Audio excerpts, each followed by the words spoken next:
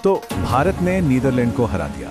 ये तो हुई हेडलाइन, पर क्या कहानी सिर्फ इतनी ही है या इस जीत में भी कुछ चिंता की बात छुपी हुई है? आज इसी का थोड़ा विश्लेषण करते हैं। सारी की सारी कहानी ना इस एक नंबर से शुरू होती है, 17। भारत ने ये मैच सिर्फ 17 रन से जीता। सोचिए, एक ऐसी टीम जिसके खिलाफ एक बहुत बड़ी एक तरफा जीत की उम्मीद थी, वहां जीत का अंतर इतना कम होना कई सवाल खड़े करता है। तो सवाल यही उठता है कि इसे हम एक और जीत मानकर आगे बढ़ें या इसे भारतीय टीम के लिए एक रियलिटी चेक समझें। क्या टीम उतनी ही मजबूत है जितना हम सब मानकर चल रहे हैं, या इस जीत ने हमारी कुछ कमजोरियों को सामने ला दिया है? आइए पता करते हैं। तो चलिए शुरू करते हैं इस विश्लेषण को। सबसे पहले उस माहौल को समझते हैं जिसमें ये मैच खेला गया। उम्मीदें तो बहुत ऊंची थीं, लेकिन मैच का जो नतीजा निकला वो एक अलग ही कहानी बयां कर रहा है। जरा इस स्लाइड पे नजर डालिए। टूर्नामेंट शुरू होने से पहले तो हल्ला था कि भाई इंडिया इस बार T20 में 300 का आंकड़ा पार करने वाली पहली टीम बनेगी। और हुआ क्या?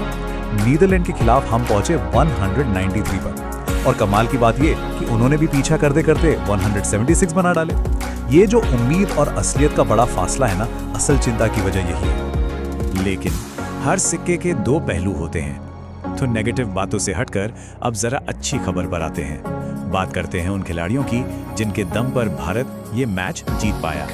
और उस दिन के सबसे बड़े हीरो थे शिवम दुबे। उनके लिए ये बात बिल्कुल फिट बैठती है कि जब बड़े मैच में मुश्किल हालात में टीम खस्ती है तो दुबे हमेशा खड़े मिलते हैं। और नीदरलैंड के खिलाफ भी उन्होंने ठीक यही कर दिखाया। ये आंकड़े देखिए, ये खुद अपनी कहानी कह रहे हैं। सिर्फ 31 गेंदों पर 66 रन की जबरदस्त पारी, और फिर गेंद हाथ में आई तो 35 रन देकर 2 बहुत जरूरी विकेट भी निकाले। मतलब एक कंप्लीट ऑलराउंड परफॉर्मेंस जिसने मैच का पासा ही पलट दिया। और हाँ, ये कोई तुक्का नहीं था। जैसा कि आप यहाँ देख सकते हैं, चाहे पाकिस्तान के खिलाफ प्रेशर वाला मैच हो, नामीबिया हो या फिर एशिया कप, दुबे ने हमेशा मुश्किल वक्त में टीम के लिए रन बनाए हैं। वो सच में भारत के एक अंडररेटेड हीरो हैं। जीत के दूसरे हीरो थे वरुण चक्रवर्ती। जरा उनकी गेंदबाजी के आंकड़े तो देखिए। 3 ओवर, सिर्फ 14 रन और 3 बड़े विकेट, और वो भी 4.67 की शानदार इकॉनमी रेट से। उन्होंने बताया कि क्यों वो इतने खास गेंदबाज माने जाते हैं। चलिए अब वापस आते हैं सिक्के के दूसरे पहलू पर। इस जीत के जश्न के बीच कुछ ऐसी गंभीर कमजोरियां भी दिखी जिन्हें हम नजरअंदाज नहीं कर सकते, बिल्कुल भी नहीं। सबसे बड़ी चिंता है टॉप ऑर्डर। 2 खिलाड़ियों का फॉर्म परेशान कर रहा है। एक तरफ है अभिषेक शर्मा, जो बार बार 0 पर आउट हो रहे हैं, और दूसरी तरफ है तिलक वर्मा, जिनका धीमा स्ट्राइक रेट पूरी टीम पर एक्स्ट्रा प्रेशर डाल रहा है। ये चार्ट अभिषेक शर्मा की प्रॉब्लम को बिल्कुल साफ साफ दिखाता है। देखिए, 2025 में उन्होंने 21 मैच खेले और एक बार भी 0 पर आउट नहीं हुए, और इस साल 2026 में सिर्फ 8 मैचों में वो 5 बार 0 पर आउट हो चुके हैं। ये ट्रेंड बहुत ही ज्यादा चिंताजनक है। अब आते हैं तिलक वर्मा पर। उनकी जो सबसे बड़ी मुश्किल दिख रही है वो है उनका स्ट्राइक रेट। उन्हें स्टार्ट तो मिल रहा है, क्रीज पर टिक भी रहे हैं, लेकिन वो तेजी, वो रफ्तार गायब है जिसकी T20 क्रिकेट में सख्त जरूरत होती है। और ये टीम के लिए एक बड़ी चिंता है। और ये कोई एक मैच की बात नहीं है, एक पैटर्न बनता जा रहा है। नीदरलैंड के खिलाफ 27 गेंदों पर 31 रन। इससे पहले पाकिस्तान और UAE के खिलाफ भी उनके स्ट्राइक रेट पर सवाल उठे थे।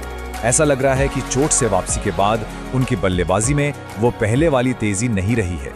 पर सबसे दिलचस्प बात क्या है जानते हैं? ये जो मुश्किल से मिली जीत है ना, ये कोई अकेली घटना नहीं है। इस पूरे टूर्नामेंट में भारत की जीत का पैटर्न कुछ ऐसा ही रहा है। आइए इस पैटर्न को थोड़ा और करीब से देखते हैं। USA वाला मैच याद है?